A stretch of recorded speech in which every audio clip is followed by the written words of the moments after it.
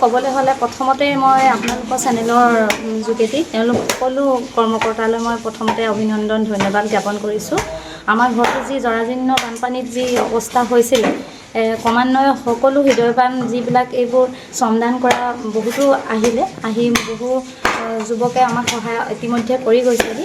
তাৰ ভিতৰত আজি আকৌ আপোনালোক আহিছে। আপোনালোকেও মোৰ ঘৰখনত যিখিনি যাৱতীয় মোৰ বস্তু পলসৰ তলত যিবিলাক ঠাই আছে সেইখিনি উলিয়াই দিয়াৰ কাৰণে ইমান কষ্ট কৰিছে, তাৰ কাৰণে মানে ভাল পাইছোঁ।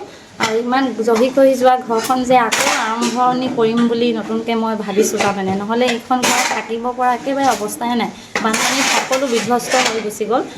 গতিকেলৈ সেই দিনটো মনত পৰিলে মানে কি ক'ম, মোৰ ভাষাই নাইকিয়া হৈ যায়। কি ক'ম, ক'ৰ পৰা আৰম্ভ কৰিম, ক'ত শেষ কৰিম, এনেকুৱা লাগি যায়।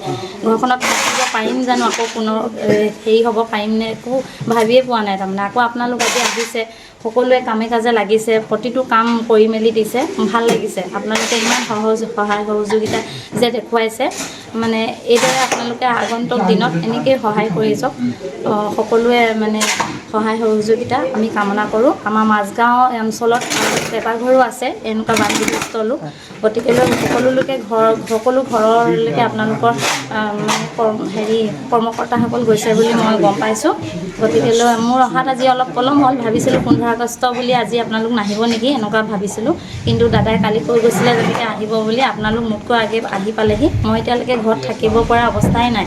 মই মোৰ নিজৰ আত্মীয় ঘৰত আছোঁ।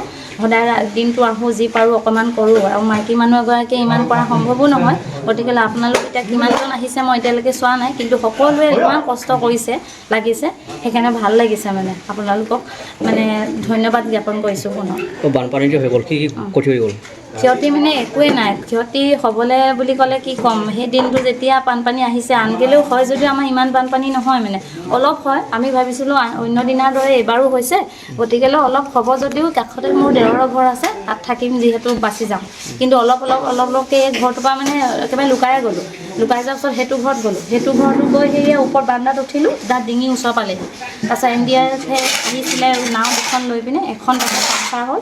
আমাৰ অতিথিও আছিলে ঘৰত অতিথিয়ে সৈতে আমাৰ ঘৰৰ মূল মানুহ 11জন ব্যক্তি আছিলোঁ। মানে 10 মিনিটত আমি ওলাই গৈছোঁ। সেই 10 মিনিটত যদি আমি ওলাই নগ'লোহেঁতেন, গতিকেলৈ মানে আমি আজি আপোনালোকৰ সন্মুখত থিয় হৈ দুষাৰ ক'ব নোৱাৰিলোঁহেঁতেন। এনেকুৱা অৱস্থা মানে বহুত ভয়ানক। আৰু সেই দিনটো ভাবিবলৈ গ'লে মানে কি ক'ম কি নক'ম, কোনোদিন ভাবি কল্পনাই কৰিব নোৱাৰোঁ। আৰু ভগৱানে এনেকুৱা এটা দিন যাতে আকৌ পুনৰ আমাক আনি নিদিয়ে, সেইটোৱে বিচাৰোঁ। আৰু আপোনালোক বুলি কৈছিলে ন, আপোনালোক সদৌ মানে যিকেইজন ব্যক্তি ইয়াত আহিছে, আপোনালোক গোটেইকেইজনকে পুনৰ মই ধন্যবাদ জ্ঞাপন কৰিছোঁ দেই। Thank you. মোৰ নাম সুন্দৰী নিৰ্মা ফুকন। আমাৰ গাঁওখন হ'ল বীৰবৰ মাজগাঁও। আপোনালোকে ইয়াত মানে বহুতখিনি মানে বানপানী সাজত আহি পিনে চাফ চিকুণতা কৰিছে। এতিয়া দেখিছে পলস ফুলে ওলাই আছে কিমান ভিতৰৰ ফালে, সেইখিনিকে যে কৰি আপোনাক উদ্ধাৰ কৰিছে, ইয়াকে কৈ পিনে বানপানীটো কেনেকুৱা হৈছিলে? বানপানীটো পূৰা হৈছিলে দেই। মানে এইবিলাক দেখিছে নাই, ওপৰেৰে টিঙৰ ওপৰেদি হৈছিলে। আমি মানে সেই টিঙৰ মূধচৰ ওপৰত মানে উঠি আছিলোঁ। আমি 7টা উঠি আছিলোঁ ল'ৰা ছোৱালী লৈ পিনে। এতিয়া পলস দেখিছে নাই কিমান পলস পৰি আছে। ভিতৰকেইটা অলপ চফা কৰা হ'ল আৰু এতিয়া বাহিৰত ইমানখিনি আছে। আচ্ছা বাইদেউ, বানপানী হৈ যোৱা এতিয়া 28 দিনৰ হ'বই আৰু একমাহ বা হ'বই। এইখিনি সময়ত কোনোবা এনেকৈ কাম কৰিব আহিছিল নেকি? আহিছিলে কোৱাটো মানে ইমান মানে কমটি মানুহ আৰু মানে চবৰ ঘৰতে মানে লাগি আছে। ইমান হেৰি কৰা নাই আৰু যোনে যিমান পাইছে আৰু সহায় কৰিছে সি পিনে। এতিয়া ইয়াত আৰু বহুতখিনি এতিয়া মানুহ দেখিছোঁ আহিছে। এতিয়া ইয়াতো আমাৰ ইয়াতো লাগি আছে অলপ মানুহ। আজি আপচুৱে যে আহিলে কাম কৰিলে, তাৰ কাৰণে আপচু কি ক'ব বিচাৰে?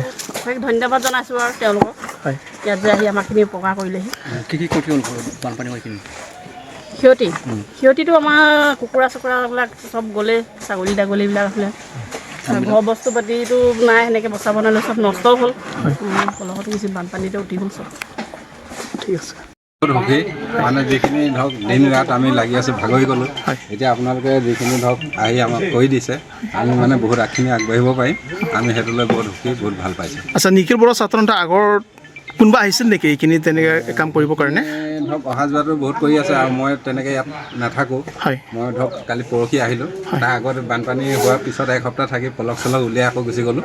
এতিয়া কালি আহিলোঁ আৰু অহাটো আহিছে বহুত ধৰণৰ বহুত জেগাৰ পৰা বহুত চাৰি দিশৰ পৰাই মানুহ আহিছে হয়। সহায় কৰিছে হয় দাদা আমি এতিয়া দেখি আছোঁ আমাৰ নে সেইটো দৰকাৰী মানে আপোনালোকে ধৰক এইখিনি ধৰক আহিলে মোৰ কামখিনি আজিয়ে হৈ যাব হয়। কিন্তু নহা আগতো মই অকণমান ধৰক যি পাৰিছোঁ চেষ্টা কৰি আছিলে। চেষ্টা কৰি আছিলোঁ এতিয়া আপোনালোকে অহাৰ কাৰণে মোৰ বস্তুখিনি আজিয়ে হৈ পৰিব সেইটো লৈ মই বহুত মানে আপোনালোকক ধন্যবাদ দিছোঁ ভাল পাইছোঁ মানে বহুত সুখী